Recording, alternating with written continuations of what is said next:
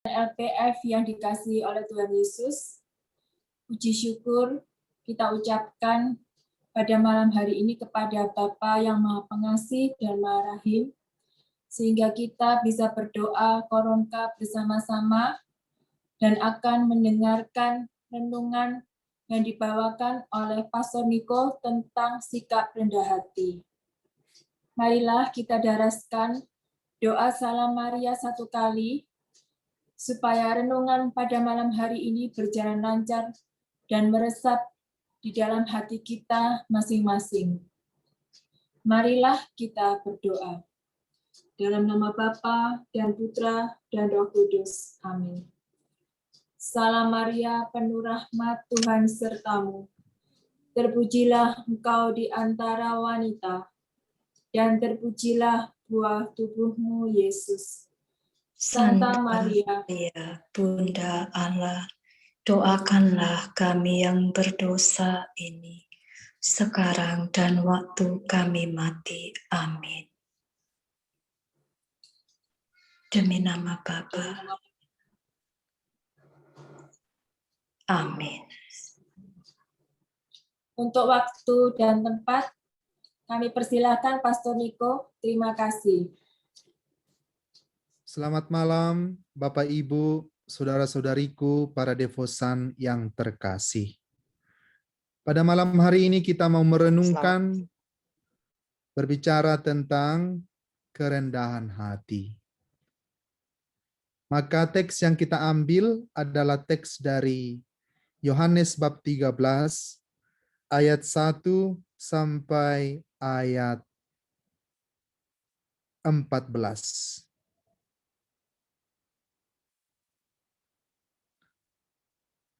Yohanes bab 13 ayat 1 sampai 14. Yesus membasuh kaki murid-muridnya. Sementara itu, sebelum hari raya Paskah mulai, Yesus telah tahu bahwa saatnya sudah tiba untuk beralih dari dunia ini kepada Bapa. Sama seperti ia senantiasa mengasihi murid-muridnya, demikianlah sekarang ia mengasihi mereka sampai kepada kesudahannya. Mereka sedang makan bersama dan iblis telah membisikkan rencana dalam hati Yudas Iskariot anak Simon untuk mengkhianati dia. Yesus tahu bahwa Bapanya telah menyerahkan segala sesuatu kepadanya dan bahwa ia datang dari Allah dan kembali kepada Allah. Lalu bangunlah Yesus dan menanggalkan jubahnya. Ia mengambil sehelai kain lenan dan mengikatkannya pada pinggangnya. Kemudian ia menuangkan air ke dalam sebuah basi dan mulai membasuh kaki murid-muridnya, lalu menyekanya dengan kain yang terikat pada pinggangnya itu. Maka sampailah ia kepada Simon Petrus. Kata Petrus kepadanya, "Tuhan, engkau hendak membasuh kakiku?" Jawab Yesus kepadanya, "Apa yang kuperbuat engkau tidak tahu sekarang, tetapi engkau akan mengertinya kelak." Kata Petrus kepadanya, "Engkau tidak akan membasuh kakiku sampai selama-lamanya." Jawab Yesus, "Jikalau aku tidak membasuh engkau, engkau tidak mendapat bagian dalam aku." Kata Simon Petrus kepadanya, "Tuhan, jangan hanya kakiku saja, tetapi juga tangan dan kepalaku." Kata Yesus kepadanya, "Barang siapa telah mandi, ia tidak usah membasuh diri lagi selain membasuh kakinya, karena ia sudah bersih seluruhnya. Juga kamu sudah bersih, hanya tidak semua." Sebab ia tahu siapa yang akan menyerahkan dia. Karena itu ia berkata, "Tidak semua kamu bersih." Sesudah ia membasuh kaki mereka, ia mengenakan pakaiannya dan kembali ke tempatnya. Lalu ia berkata kepada mereka, "Mengertikah kamu apa yang telah kuperbuat kepadamu? Kamu menyebut aku guru dan Tuhan, dan katamu itu tepat, sebab memang akulah guru dan Tuhan. Jadi, jikalau aku membasuh kakimu, aku yang adalah Tuhan dan gurumu, maka kamu pun wajib saling membasuh kakimu. Demikianlah Injil Tuhan. Saudara-saudariku yang terkasih, LPF melalui motivator atau melalui pemimpin kita, Ibu Regina, meminta saya untuk merenungkan dan berbicara malam ini kepada kita tentang kerendahan hati. Adalah sesuatu yang semakin langka, semakin lama, semakin sulit ditemukan dari manusia zaman modern. Kecuali mungkin dari para devosan dan para pendoa dari keluarga kita di LPF ini. Saya yakin bahwa para saudara dan saudari adalah bagian orang-orang yang mau rendah hati di hadapan Allah.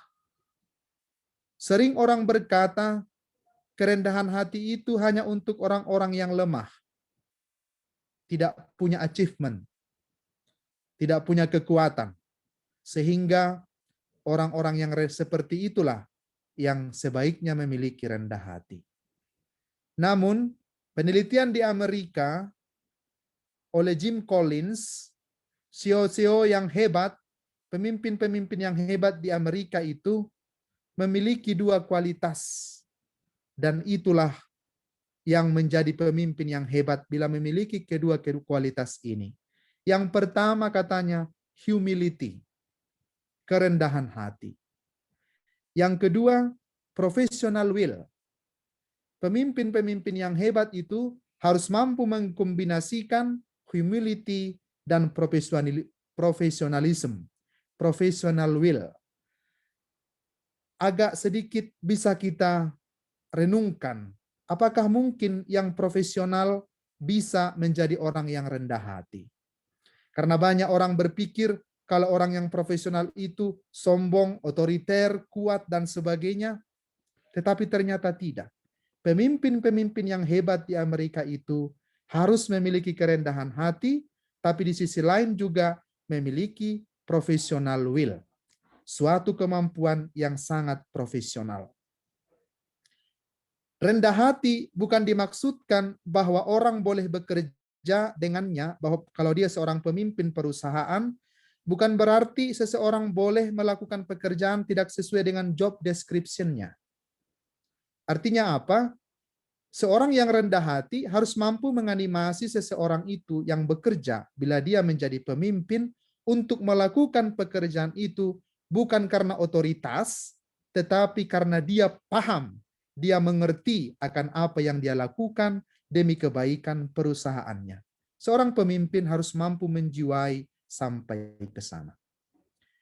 Betul bahwa dia rendah hati, dalam dirinya terpancar sikap melayani.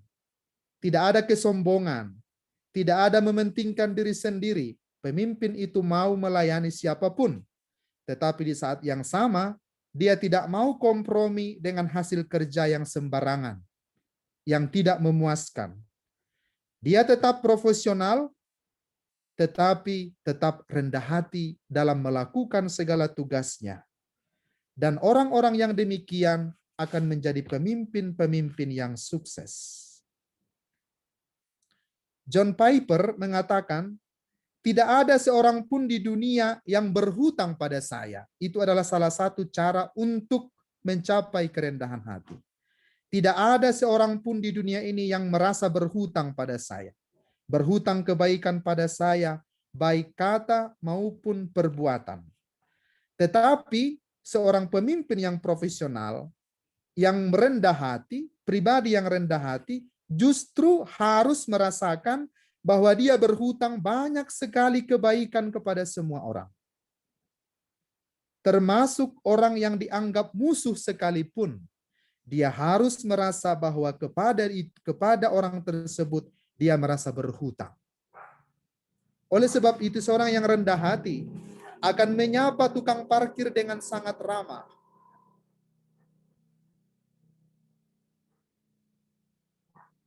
Akan bertemu dengan karyawan-karyawannya dengan sangat ramah.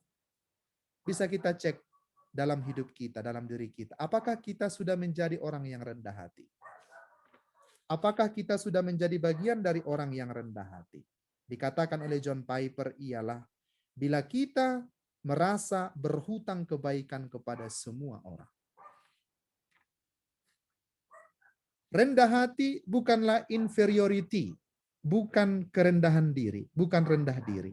Kalau orang yang rendah diri, inferiority ini, inferior, itu adalah menganggap dirinya tidak berharga, tidak bernilai.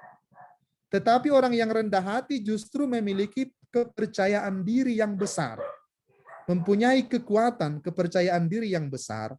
Dia mampu melihat diri secara objektif, menerima diri dengan segala kelebihan dan kelemahannya, menghargai diri, penerimaan diri. Namun bukan apa dikatakan orang tentang diriku, bukan apa dikatakan aku tentang aku, tetapi apa dikatakan Tuhan tentang aku. Setiap orang itu berharga. Setiap pribadi itu berharga. Seorang yang rendah hati harus memahami bahwa apa yang dikatakan Tuhan tentang aku itulah yang paling utama. Oleh sebab itu, seorang yang rendah hati akan melihat dirinya bahwa penciptaannya dijadikannya dia oleh Allah dengan suatu maksud tertentu, dengan sesuatu tujuan tertentu, maka Allah menciptakan dia. Maka bagi orang yang rendah hati, yang mendengarkan apa kata Allah tentang dirinya, tidak akan pernah menjadi putus asa. Orang yang rendah hati tidak akan putus asa, tidak akan hopeless. Dia selalu berpengharapan karena Tuhan yang senantiasa memelihara dia, Tuhan menciptakan dia dengan maksud dan tujuan tertentu. Maka dasar kualitas kepemimpinan, dasar kualitas kita sebagai orang Kristen harus berdasar kepada kerendahan hati. Yesus dalam Injil hari ini memberikan contoh yang sangat indah kepada kita. Dia seorang pemimpin yang rendah hati, merendahkan dirinya di bawah kaki murid-muridnya. Dia mau membasuh kaki murid-muridnya. Tetapi kerendahan hati Yesus bukan kerendahan hati yang murahan. Dia rela berkorban, dia memberikan dirinya seutuhnya, dan dia juga menuntut kualitas iman dari setiap rasul, bahwa kerendahan hati itu mampu berjuang dan juga mampu berbuat sesuatu yang lebih baik untuk keselamatan sesamanya. Oleh sebab itu, Yesus merendahkan diri.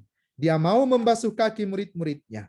Tetapi kerendahan hati Yesus itu bukanlah kerendahan diri, bukan inferioritas, tetapi justru mau mengangkat derajat manusia agar kembali menyadari bahwa mereka adalah citra Allah.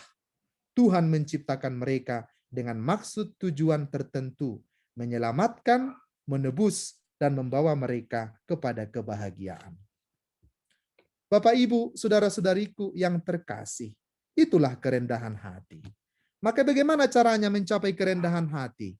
Nampaknya sulit, kedengarannya gampang, tetapi sangat sulit untuk melakukannya. Maka Bunda Teresa memberikan beberapa resep untuk cara-cara mencapai kerendahan hati. Bunda Teresa dari Kalkuta membuat beberapa tips untuk mencapai kerendahan hati. Yang pertama, Bunda Teresa mengatakan, berbicara sedikit mungkin tentang diri sendiri. Itu dikatakan Bunda Teresa. Yang kedua, uruslah persoalan-persoalan pribadi. Urus dengan sangat baik. Yang ketiga, hindari rasa ingin tahu. Cara-cara mencapai kerendahan hati salah satunya adalah hindari rasa ingin tahu. Dan itu sangat sulit karena kita sering kepo akan urusan orang lain. Yang keempat, janganlah mencampuri urusan orang lain. Yang kelima, terimalah pertentangan dengan kegembiraan. Ini yang sering sulit. Kita kalau bertentangan menjadi sedih, menjadi down, depresi, bertengkar sedikit dengan suami atau dengan anak, menjadi tidak lagi mood sepanjang hari, 1 minggu tidak cakapan dengan kawan, dan sebagainya. Terimalah pertentangan dengan kegembiraan. Karena dalam pertentangan pun bisa terjadi pembaharuan baik dari orang yang kita hadapi maupun untuk diri kita sendiri. Yang keenam, kata Santa Teresa, jangan memusatkan perhatian kepada kesalahan orang lain. Yang sering kita lakukan bila seseorang itu salah, kita terus mengingat kesalahan itu. Padahal begitu banyak kebaikan yang mungkin kita terima juga dari dia selama ini. Tapi karena dia membuat suatu kesalahan, wah itu terus yang kita ingat, terus kita ingat. Dia sudah menyakiti saya, dia sudah... Yang ketujuh, dikatakan Bunda Teresa, terimalah hinaan dan caci maki. Ini yang sulit. Kalau kita dihina, kita harus menghina lagi, mencaci lagi. Terimalah katanya. Itulah cara mencapai kerendahan hati. Yang berikut, terimalah perasaan tak diperhatikan, dilupakan, dan dipandang rendah. Dan ini juga sulit. Kita bersolek, kita bercukur, kita berdandan supaya diperhatikan oleh orang lain. Ya, kamu cantik ya sekarang. Nah, gitu ya. Kamu cantik, kamu baik, begitu. Nah, kalau kita tidak dipuji atau tidak diperhatikan, kita merasa kurang berharga. Bunda Teresa mengatakan, terimalah perasaan tak diperhatikan, dilupakan, dan dipandang rendah. Yang berikut, Bunda Teresa mengatakan, mengalah terhadap kehendak orang lain. Mengalah. Ini juga sulit. Kita selalu ingin menjadi pemenang. Ingin menjadi pemenang di setiap waktu. Dan yang ke-10, terimalah celaan walaupun Anda tidak layak menerimanya. Kadang kita dicela, kita merasa terhina. Terimalah, kata Santa Teresa, walaupun kita tidak layak menerima itu sebenarnya. Yang berikut, bersikap sopan dan peka sekalipun seorang memancing amarah Anda. Ini juga lebih sulit lagi. Tetap sopan dan peka katanya, walaupun seorang memancing amarah kita. Nomor 12, janganlah mencoba agar dikagumi dan dicintai. Jangan mencoba agar dikagumi dan dicintai. Sebab memang bila kita mau mencoba dikagumi, dicintai, bisa menjadi stres, bisa menjadi hilang semangat kalau memang tidak memperoleh kekaguman dari orang lain dan cinta dari orang lain. Yang ke-13, bersikap mengalah dalam perbedaan pendapat, walaupun Anda yang benar. Bersikap mengalah dalam perbedaan pendapat, walaupun kita merasa diri kita benar. Sebab kebenaran itu tidak akan tersembunyi. Dia akan menampakkan dirinya sendiri nanti. Bila kita benar, kebenaran itu akan selalu ditampakkan kepada kita. Maka jangan takut untuk mengalah. Yang ke-14 kata Bunda Teresa, pilihlah selalu yang tersulit.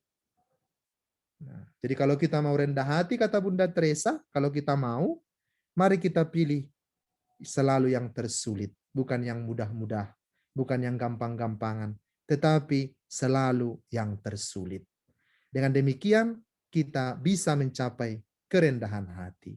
Itu tips dari Bunda Teresa. Apa tips kita? Dari 14 tips ini, mana yang mau kita buat sebagai tips untuk kita mencapai kerendahan hati? Kita tidak bisa kuat dengan kekuatan kita sendiri. Kristus yang telah merendahkan dirinya, merendahkan hatinya lebih dahulu, dia yang harus menjadi kekuatan kita. Setiap hari, di mana saja, bertemu dengan siapa saja, Kristus yang menjadi kekuatan kita. Maka mari kita mengandalkan Tuhan sebagaimana doa kita. Yesus, Engkaulah andalanku, bukan mengandalkan aku. Kalau aku mengandalkan diriku, aku adalah orang yang sombong. Aku adalah orang yang lemah. Aku sering sakit hati. Aku sering tersinggung. Aku sering tinggi hati dan selalu ingin mencampuri urusan orang lain. Engkaulah andalanku ya Tuhan. Semoga aku tetap mampu sekurang-kurangnya berjalan di dalam petunjuk-Mu. Pelan-pelan saya akan menuju kerendahan hati yang Engkau inginkan. Dan dikatakan oleh para kudus bahwa rahmat akan mengalir hanya kepada jiwa-jiwa yang rendah hati. Semoga Tuhan memberkati kita. Amin. Terima kasih Pastor Niko Terima kasih. atas renungan yang sangat meneguhkan dan menguatkan kita, di mana saya akan menyimpulkan sedikit poin yang disampaikan oleh Pastor Niko tadi, bahwa Tuhan Yesus sendiri telah memberikan teladan bagi kita semua atas kerendahan hatinya. Yesus mau membasuh kaki murid-muridnya. Di sini kita bisa belajar banyak bahwa Tuhan Yesus sesungguhnya memberikan suatu kekuatan kepada kita bahwa kita ini diciptakan sebagai makhluk yang unik, yang indah, yang diciptakan sesuai dengan citra Allah. Sehingga kita tetap di setiap pergumulan kita bisa tetap mengandalkan Tuhan Yesus sebagai satu-satunya sumber kekuatan bagi kita. Dan Tuhan Yesus berjanji bahwa rahmat Tuhan akan mengalir bagi kita yang memiliki kerendahan hati. Sekian poin-poin yang bisa saya berikan pada malam hari ini. Apakah Bapak Ibu ada yang mau memberikan sharing iman atau pertanyaan mengenai sikap rendah hati? Dipersilakan Bapak Ibu.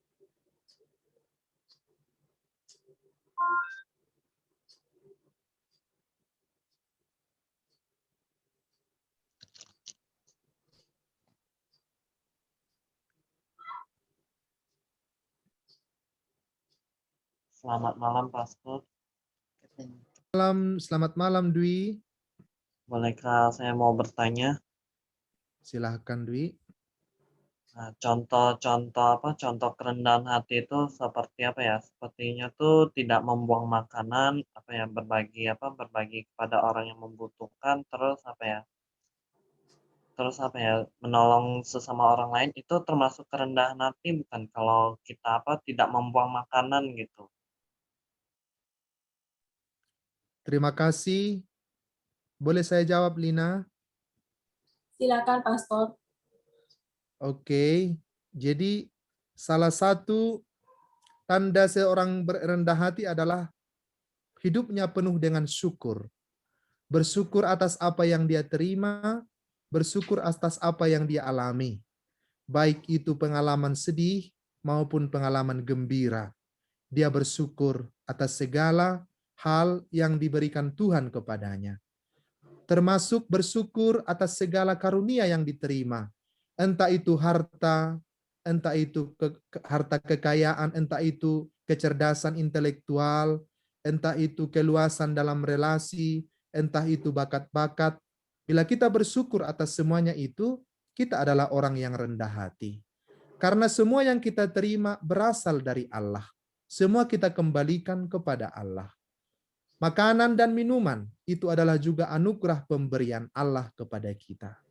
Maka bila kita mau berbagi kepada sesama kita, yang kita lihat berkekurangan bahkan kelaparan, kita telah berbagi kebaikan Allah kepada mereka. Itu adalah salah satu wujud kerendahan hati, kita memberikan apa yang kita terima sendiri dari Allah. Berbagi kepada sesama, memberikan rahmat kepada sesama, membagi-bagi rahmat yang telah diberikan Allah kepada kita secara cuma-cuma. Mau memaafkan teman-teman yang menyakiti kita adalah juga tanda kerendahan hati. Mau menerima teman-teman yang tidak sependapat dengan kita adalah juga tanda kerendahan hati. Tidak selalu mau bertentangan dengan orang-orang yang melawan kita. Itu adalah juga tanda kerendahan hati. Semoga Dwi terbantu dengan jawaban yang saya berikan. Terima kasih, Dwi. Terima kasih, Pastor. Jadi kalau makanan sama minuman yang yang kita beli itu adalah hadiah dari Tuhan ya, Pastor? Ya, semua yang kita terima adalah pemberian. Semua yang kita terima adalah pemberian. Bahkan jiwa kita sendiri, nyawa kita sendiri, hidup kita sendiri adalah pemberian dari Tuhan. Maka suatu waktu akan diambil dan diminta juga daripada kita untuk kita serahkan kembali kepada pemiliknya. Maka bila kita berbagi kepada teman-teman kita yang berkekurangan, kita membagi-bagikan kebaikan Allah kepada mereka. Kebaikan yang kita terima, kita bagikan kepada mereka. Dengan membuang-buang makanan, kita tidak mensyukuri apa yang telah diberikan Allah kepada kita. Masih begitu banyak teman-teman kita mungkin yang kelaparan, yang tidak memiliki makanan, yang kehausan, yang korban banjir, dan sebagainya, yang tidak memperoleh makanan. Bila kita membuang rahmat Allah yang dibagikan kepada kita, cinta Allah yang dibagikan kepada kita lewat makanan dan minuman, berarti kita kurang bersyukur atas apa yang telah kita terima dari Allah. Dan itu juga adalah tanda bahwa kita tidak merasakan penderitaan orang lain. Tetapi bila kita mau berbagi, merasakan juga penderitaan orang lain, itu adalah bagian dari sikap rendah hati, mensyukuri apa yang telah Allah karuniakan kepada kita. Oke, terima kasih, Pastor. Terima kasih, Pastor Dwi. Ina. Terima kasih, Dwi. Terima kasih, Pastor Niko, penjelasannya. Apakah ada Bapak Ibu yang lain yang memberikan suatu kesaksian tentang sikap rendah hati dalam kehidupan sehari-hari? Mungkin dalam perusahaan ataupun dalam kehidupan rumah tangga.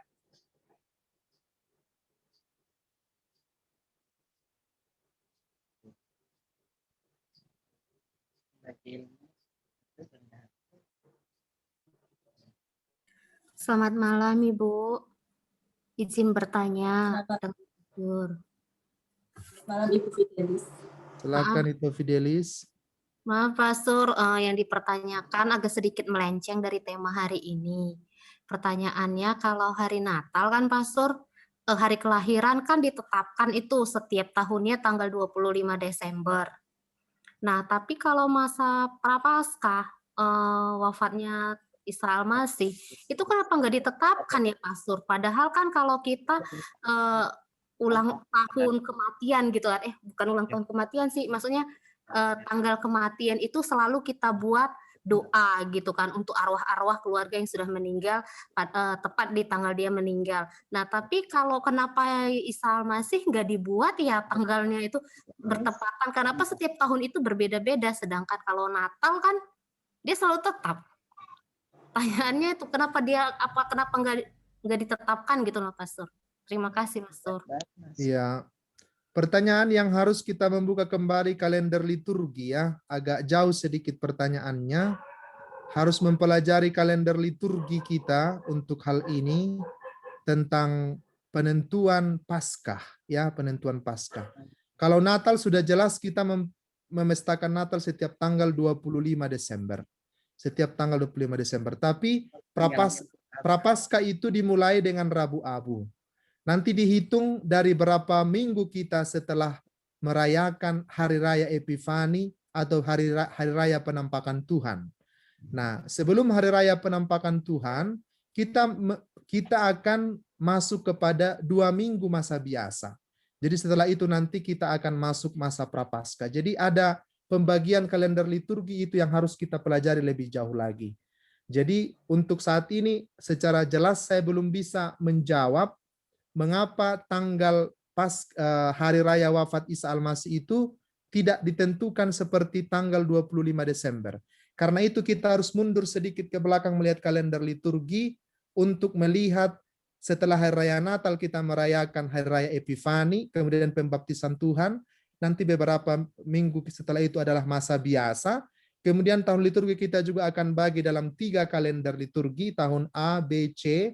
A juga masih dibagi-bagi, A1, A2, B1, B2, C1, C2, sesuai dengan kalender liturgi dan pembagian kalender Kabisat dan kalender Masehi.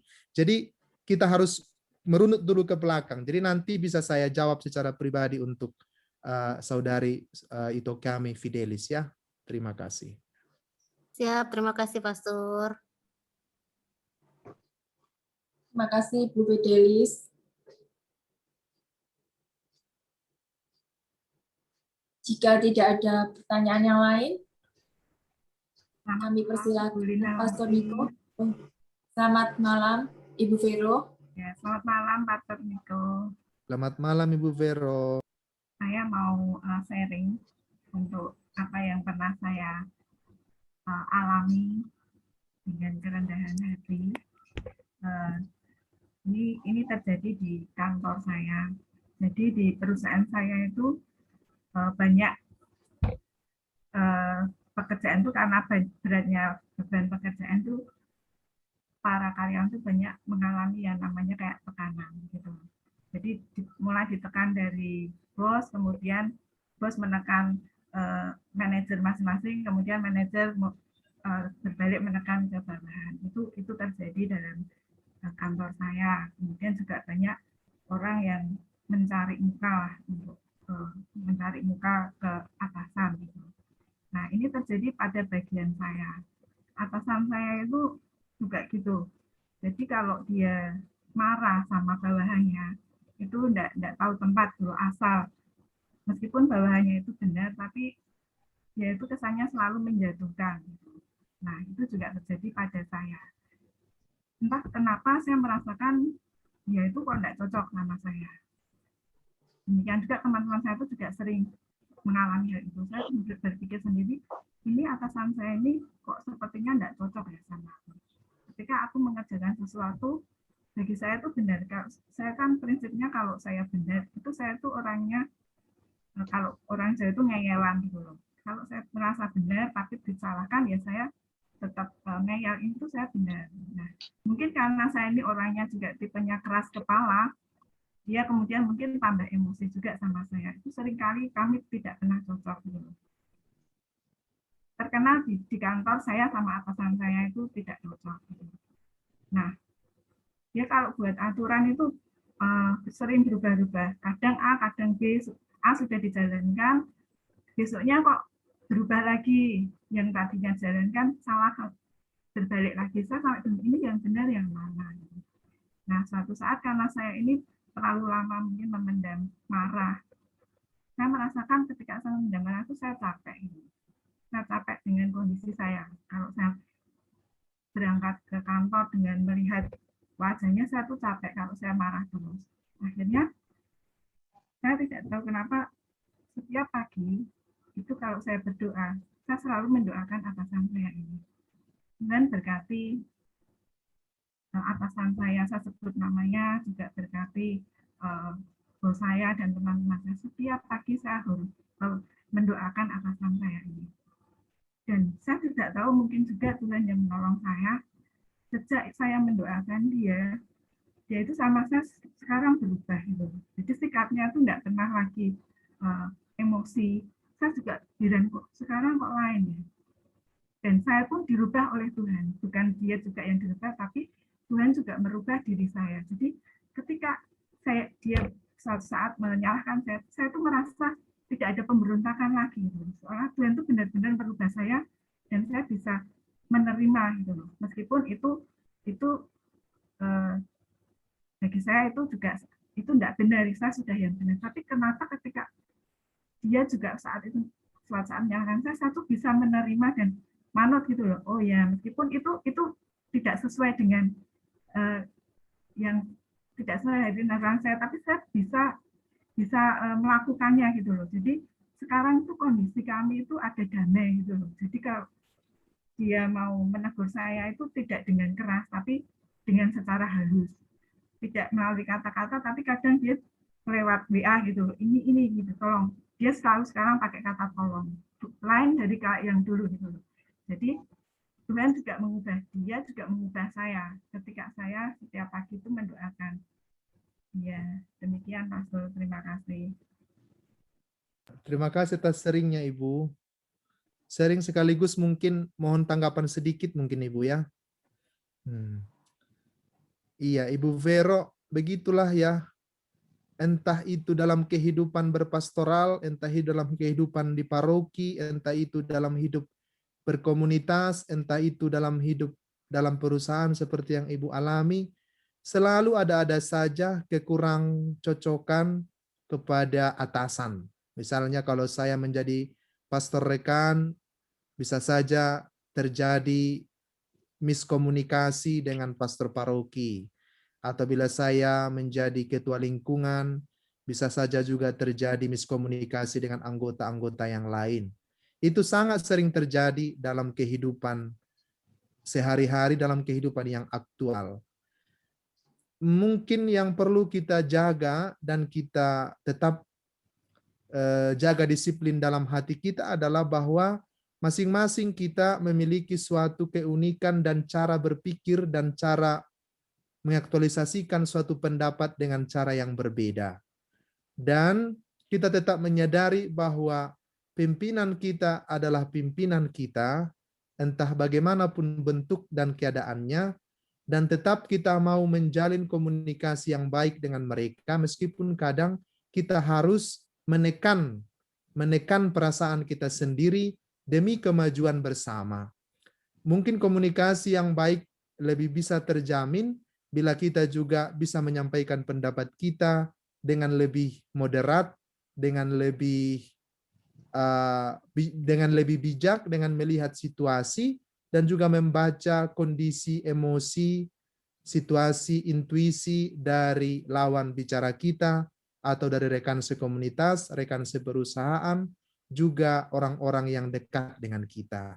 Mungkin kita kadang-kadang juga harus tahu membaca situasi, melihat mimik wajah, dan juga mampu membawakan diri dalam situasi yang mungkin sering tidak sesuai dengan apa yang kita inginkan. Karena setiap orang mempunyai karakter yang berbeda-beda. Jangan-jangan saya pun membawakan diri kepada orang lain pun tidak selalu juga benar di hadapan mereka, maka saya juga sesekali atau bahkan kerap bertanya juga kepada mereka, apa yang harus kuperbuat untuk lebih memperbaiki komunikasiku dengan kalian semua.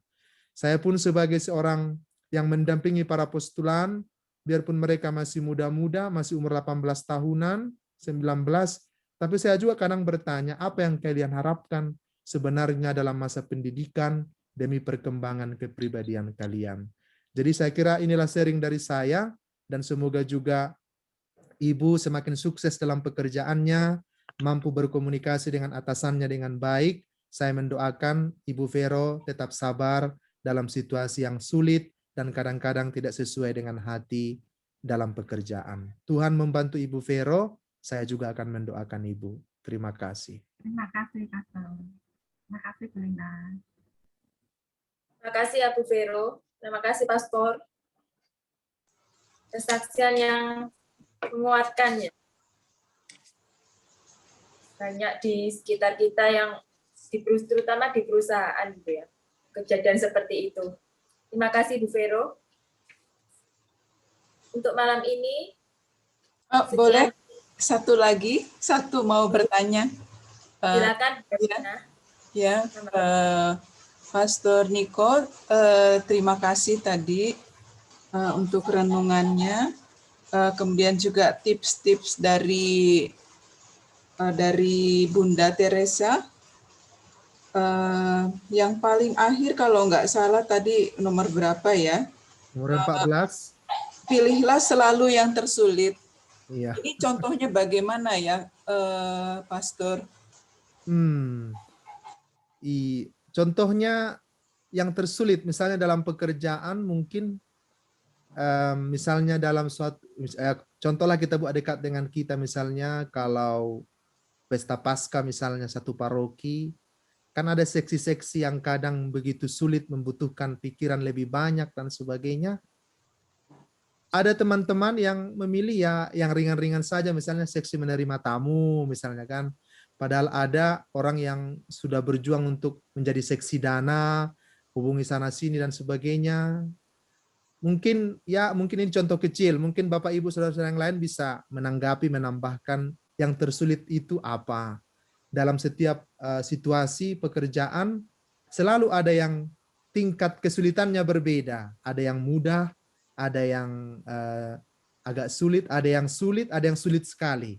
Jadi Bunda Teresa mengatakan kita pilih yang tersulit supaya kita bisa mencapai kerendahan hati. Itu tips dari Ibu Teresa, Ibu Herlina. Begitu yang bisa saya tanggapi. Ya, tapi nanti kalau kita ternyata nggak sanggup kan jadi seperti bunuh diri juga ya. Apa maksudnya jadi tadi pilih yang sulit tapi kita nggak mampu, bagaimana? Nah, disitulah dikatakan oleh Bunda Teresa cara-cara kerendahan hati seperti tips tadi, mengenal diri juga secara objektif ya. Artinya mengenal diri secara objektif juga mengenal seperti saya katakan tadi dalam renungan, mengenal kemampuan, kelebihan, dan juga kelemahan. Karena kerendahan hati tidak sama dengan inferioritas.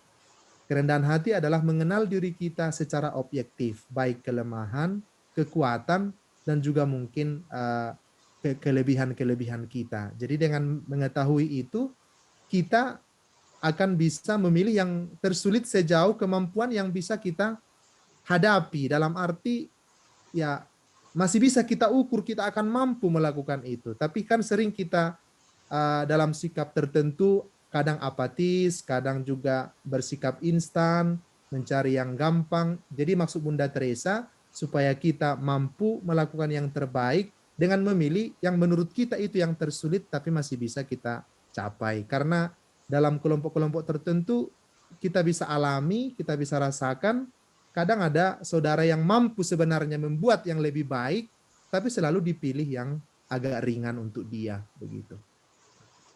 Jadi Pastor, waktu memilih yang tersulit itu, jadi waktu melaksanakannya memang ada stres-stres juga, tapi juga sukacita ya, karena untuk kemuliaan Tuhan ya. Gitu. Iya, karena target dari Bunda Teresa adalah kerendahan hati. Dengan itu nanti kita akan tahu kemampuan kita sejauh mana dan tahu kelemahan kita sejauh mana. Dengan itu kita akan semakin bisa mencapai kerendahan hati. Nanti mudah-mudahan bisa kita praktekkan biarpun sulit. Dan nanti kalau kita bertemu Bunda Teresa, sulit sekali tipsmu Ibu Teresa, kita tanya nanti sama dia. Iya, ini semuanya memang banyak sekali ya, banyak sekali. Jadi suci ini kalau ini bisa. Iya, seperti Bunda Teresa kan, Iya. dia meninggalkan kongregasi yang nyaman, pergi membuat kongregasi sendiri dengan berjalan di tempat-tempat kumuh di Kalkuta. Memang dia berhasil dia. Kita belum berhasil. Terima kasih Pastor. Terima kasih Ibu. Ya. Terima kasih Ibu Linawati. Selamat malam Pastor Niko. Selamat malam Bu Linawati. Selamat malam Sis Pauline. Mungkin sedikit mau tambahkan tadi yang tanggapan dari Bu Herlina. Tips dari Mother Teresa itu yang cara mencapai kerendahan hati, pilihlah selalu yang tersulit. Kalau saya menanggapinya itu mungkin karena kita sebagai manusia itu pasti punya ego masing-masing. Dan biasanya orang selalu mengambil jalan yang termudah atau jalan pintas yang mungkin seperti tadi Pastor Niko sampaikan itu mungkin dia mempunyai kemampuan sebenarnya untuk dapat melakukan hal yang sesulit.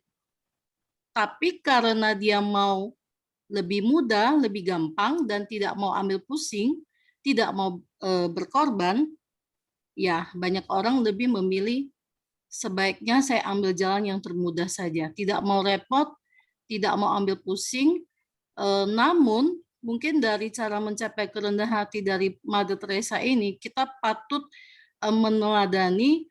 Pertama itu yang harus kita punya rendah hati dulu, baru bisa kita mengorbankan ego, kepentingan diri sendiri untuk kepentingan Tuhan dan sesama. Memang tidak segampang yang diucapkan, tapi itulah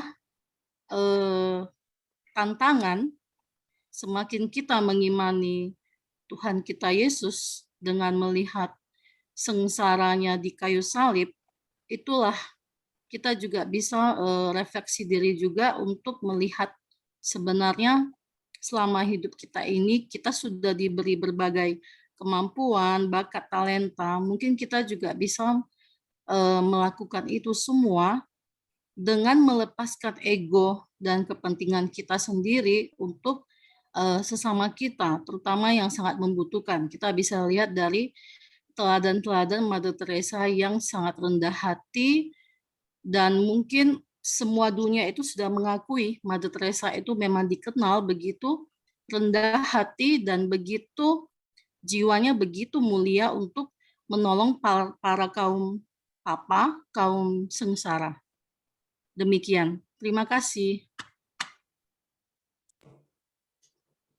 Terima kasih Sis Paulalin masukannya untuk kerendahan hati.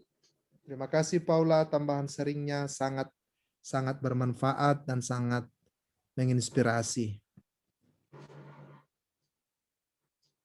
Terima kasih Pastor dan semuanya.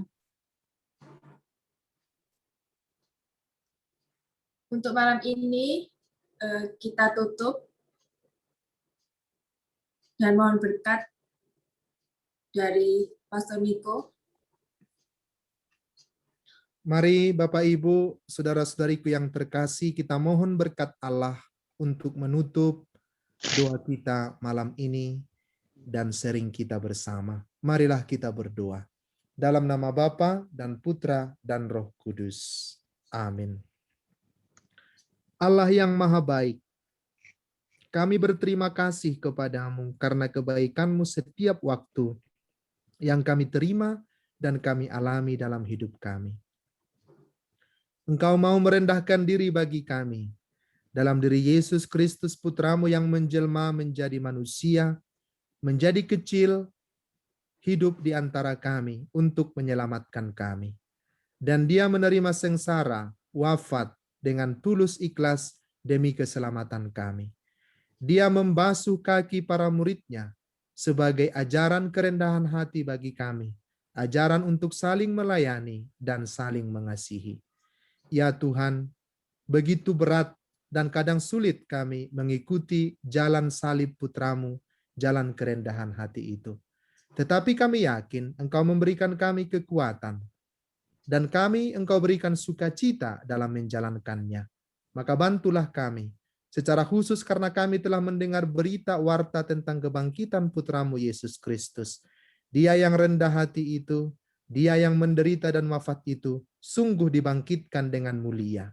Itulah harapan kami, bahwa Engkau juga akan membangkitkan kami dari segala kelemahan dan dosa-dosa kami, dari segala kekurangan kami, dari segala kesombongan kami, sehingga kami dapat tunduk berserah kepadamu, kepada kerendahan hatimu, kepada kerahimanmu, yang sangat mengampuni, mencintai, dan melindungi kami setiap waktu. Lindungilah ya Tuhan para kelompok doa dalam grup ini dimanapun mereka berada. Dan kami semua dimanapun kami. Lindungi kami malam ini dalam istirahat kami. Semoga kami besok pagi dapat bangun dengan segar untuk kembali beraktivitas melihat kebaikan-Mu dalam setiap langkah hidup kami. Berkati kami ya Tuhan dalam istirahat kami. Demi Kristus Tuhan kami. Amin. Tuhan menyertai engkau, memberkati engkau, menunjukkan wajahnya kepadamu, menyinari engkau dengan cintanya dan mengasihi engkau, serta memberi engkau damai sejahtera. Semoga Bapak, Ibu, saudara-saudariku sekalian dalam grup ini, dilindungi dan diberkati oleh Allah yang Maha Kuasa, Bapa dan Putra dan Roh Kudus. Amin.